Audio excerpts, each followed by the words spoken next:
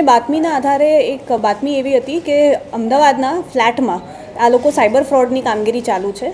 એના અનુસંધાને Ahmedabad cyber crime બ્રાન્ચની પોલીસે રેડ કરી હતી 5 તારીખે, અને એ રેડમાં કુલ ત્યાં 8 આરોપી પકડાયા હતા. એ 9 આરોપી કુલ ટોટલ ત્યાં પકડાયા હતા. એમાંથી મુદ્દામાલ જે કબજે કરેલ છે એમાં ઘણા સિમ કાર્ડ છે, એટીએમ કાર્ડ ઓલમોસ્ટ 40 જેટલા એટીએમ કાર્ડ મળ્યા છે, અનેક સિમ કાર્ડ અને બીજા પાસબુક ચેકબુક મળ્યા છે, અને સાથે આપણને એક હથિયાર અને 7 કાર્ટ્રેજ લાઈવ કાર્ટ્રેજ પણ મળ્યા છે. આ લોકો બધા સાયબર ફ્રોડ માટે અકાઉન્ટ્સનું કામ કરતા હતા. આમની આખી એમઓ એ હતી કે આ લોકો બધા રાજસ્થાનથી આમાં લોકોને લાવતા હતા અહીંયા. આમાં 3 જણ જે છે મુખ્ય માસ્ટર માઇન્ડ છે. એ લોકો દર મહિને ઘણા રાજસ્થાનથી યુવકને અહીંયા લાવતા હતા. એ લોકો અહીંયા ફ્લેટ ભાડે રાખીને રહેતા હતા, અને પછી આધાર કાર્ડમાં ફ્રોડ કરીને અલગ અલગ એડ્રેસ બતાવીને એ લોકો બેંકનું અકાઉન્ટ ખોલાવતા હતા. અને આ બધા બેંક અકાઉન્ટમાં તપાસ કરતાં ટોટલ 109 કમ્પ્લેન પણ આપણને મળી છે. અને આ મોટાભાગના અકાઉન્ટ જે છે એ ઇન્વેસ્ટમેન્ટ ફ્રોડ, ડિજિટલ અરેસ્ટ અને ટાસ્ક ફ્રોડ, ટેલિગ્રામ ફ્રોડ માટે વપરાયેલું અકાઉન્ટ્સ છે. ટોટલ આ લોકો 4 મહિનાથી આવી કામગીરી કરતા હતા. આમાંથી જે મુખ્ય 3 આરોપી છે એ લોકો ચાઇનીઝ ગેંગ સાથે સંપર્કમાં હતા, અને એ લોકોને આ અકાઉન્ટ સપ્લાય કરવાનું આ કામ કરતા હતા. મોટાભાગના જે આરોપી છે બધા રાજસ્થાનના છે, અને અકાઉન્ટ્સ જે એમને ખોલાયા છે ભારતના આપણે 21 રાજ્યોમાં અને અનેક શહેરોમાં સાયબર ફ્રોડની જે કમ્પ્લેન થઈ છે એમાં આ બધા અકાઉન્ટ્સ વપરાયા છે. અચ્છા, આજે અકાઉન્ટ ભાડેથી માટે લોકો બોલાવતા હતા, એ લોકોને શું પૈસા આપતા હતા, કેવી રીતના બોલાવતા, અને 3 જે માસ્ટર માઇન્ડ છે એ કોણ છે? આમાંથી એક માસ્ટર માઇન્ડ આપણે પકડાયા છે, બાકી 2 જે છે એ હજી ફરાર છે. અને જે બાકીના જે 9 લોકો છે એ લોકોમાંથી જે 2 જણ છે, સુરેશ અને અનિલ બિશ્નોઈ, આ લોકો અહીંયા 4 મહિનાથી આ કામગીરી કરતા હતા. આ બધાને કમિશન અને અકાઉન્ટ ખોલાવવા માટેના પૈસા મળતા હતા. 10-20 હજાર જેટલું એમને આપવામાં આવતું હતું. એમના ઓરિજિનલ આધાર કાર્ડ તો એ લાવતા હતા, એ સાથે એડ્રેસ ચેન્જ કરીને આ લોકો ઓટીપી શેર કરતા હતા અને એડ્રેસ ચેન્જ કરાવતા હતા. જે મૂળ જે 3 માસ્ટર માઇન્ડ છે એ લોકો આ કામ કરતા હતા, અને બેંક અકાઉન્ટ આ લોકો આ રીતે આપતા હતા. મેડમ, એડ્રેસ ચેન્જ કઈ રીતે કરાવતા હતા? કેમ કે એ લોકો બહારથી આવતા તો કઈ રીતે? હવે એ આપણે તપાસ કરીએ છીએ. આધાર ઓથોરિટીને પણ આપણે પ્રશ્ન કર્યા છે, અને કોર્ટને પણ આપણે સંપર્ક કરવાના છે. આગળની તપાસમાં એ પણ અમે તપાસ કરીને એ કાઢવાના છે. પણ આ લોકો મોટાભાગના ઓનલાઈન જ કરતા હતા, અને જે મેઇન આરોપી છે જે આ પકડાય પછી આની આગળની આપણને એમો પણ ખબર પડશે. અત્યારે જે ક્રાઇમ બ્રાન્ચ સાયબર ક્રાઇમ કસ્ટમમાં 10 આરોપી છે, તેમાંથી મુખ્ય આરોપી કોણ, તેનો શું રોલ હતો, અને અહીંયા મકાન ભાડે રાખ્યા બાદ આખી પ્રોસિજર કેવી રીતે કરતા? તો આમાં જે મુખ્ય 3 આરોપી છે જે આપણે પકડ્યા છે ટોટલ, એમાંથી સુરેશ બિશ્નોઈ અને અનિલ બિશ્નોઈ, આ 2 જણ છે. એક 19 વર્ષનો છે, એક 20 વર્ષનો છે. આ 4 મહિનાથી અહીંયા અમદાવાદ ભાડે રહેતા હતા. જે ફ્લેટમાં આપણે અત્યારે હાલ રેડ કરી છે ત્યાં 2 મહિનાથી રહેતા હતા. એ અગાઉ બીજા એક જગ્યા પર ફ્લેટ આ લોકો ભાડે રાખતા હતા. અને આ લોકો પોતાના પરિચયમાં જેટલા પણ મિત્ર હોય કે સંબંધી હોય કે ગામમાં જે લોકો છે એમને આ રીતે પૈસાની લાલચ આપીને અહીંયા અકાઉન્ટ ખોલાવવા માટેની લાલચ આપીને અહીંયા બોલાવતા હતા. અને બીજો એક મુખ્ય આરોપી છે જે કુલદીપ, એ બીજા 2 આરોપી છે અભિષેક બિશ્નોઈ અને સુનિલ ધીરાની, એ આ 3 માસ્ટર માઇન્ડ છે, અને એ લોકોના સંપર્કમાં સતત હતો, અને ચાઇનીઝ સાથે પણ સંપર્કમાં હતો. તો અહીંયા ફક્ત અમદાવાદમાં જ કરતા કે અન્ય રાજ્યોમાં પણ આ પ્રમાણે એ લોકો ગેંગ રચીને આ પ્રમાણે? મહારાષ્ટ્ર અને અમદાવાદમાં આ રીતે ભાડે રાખીને અકાઉન્ટનું કામ આ ગેંગ કરતી હતી, અને જે અકાઉન્ટ યુઝ થયા છે એ 21 રાજ્યોમાં ફ્રોડમાં વપરાયા છે.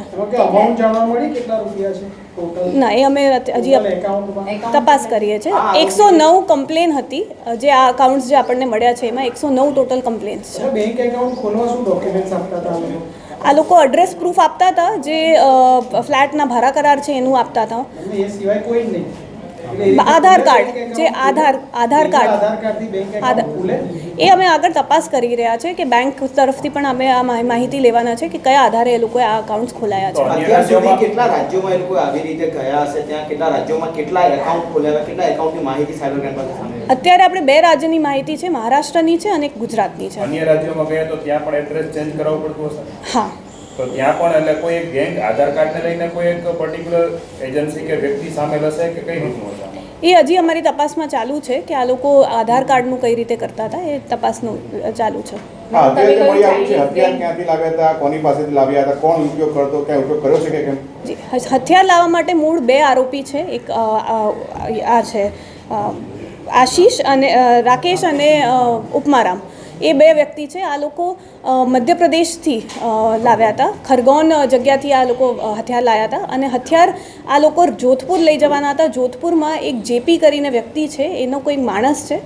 જેપી પોતે જે છે એ મર્ડરનો આરોપી છે, જે જેલમાં છે, પણ એના કોઈક માણસ છે જે આ લોકોના સંપર્કમાં હતો, એને હથિયાર મંગાવ્યો હતો અને આ લોકો આ હથિયાર 25,000માં ખરીદીને એ જેપીના વ્યક્તિને આપવાના હતા જોધપુરમાં. અહીંયા અમદાવાદમાં આ જગ્યાએ આ લોકો સાથે રોકાયા હતા અને આ લોકો સાથે એમની ઓળખાણ હતી એટલે રોકાયા હતા.